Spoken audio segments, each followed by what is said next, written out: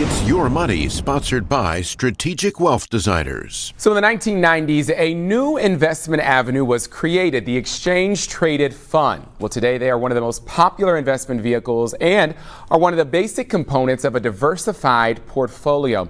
While they have some similarities to mutual funds, they have many unique advantages to investing in ETF. Nick Tolerton of Strategic Wealth Designer joins us today to discuss ETFs and some of their key advantages. So Nick, can you go into what an exchange-traded fund, it's hard to say, explain what it is.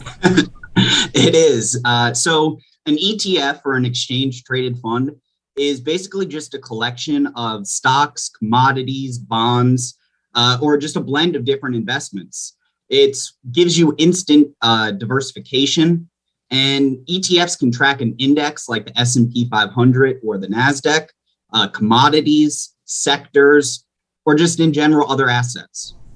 So when we hear that phrase, instant diversification, I'm sure a lot of people's minds go straight to mutual funds, as that is what they are known for, right? But what are the key differences between an ETF and then a mutual fund? Yeah, so an ETF is openly traded, which means that prices fluctuate throughout the day. The stocks or bonds in the ETF are passively managed, meaning that they're not involved with any managers overseeing the fund, because the ETF is designed to mirror the index versus a mutual fund that attempts to outperform the benchmark. So why would you recommend an exchange-traded fund, ETF, what we've been talking about here, over a mutual fund, something we were also just talking about? Yeah, so an exchange-traded fund holds all the advantages of mutual funds, but doesn't really share in the disadvantages. ETFs don't charge what's called a load or an extra fee, so they're going to be less expensive than mutual funds. They're also more accessible to different ranges in wealth, since there's no minimum amount of investment, but instead the cost of just a single share. So you know what you're getting with an exchange-traded fund, whether it's management, flexibility, taxes, or fees. This type of investment is just going to be more advantageous to the average investor than a mutual fund.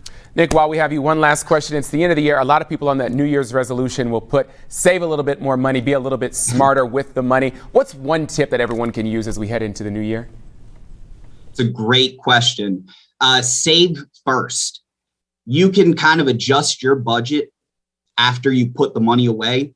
If you don't think about that $100 or $200 from your paycheck because it's already in a savings account, you're going to adjust to life without that.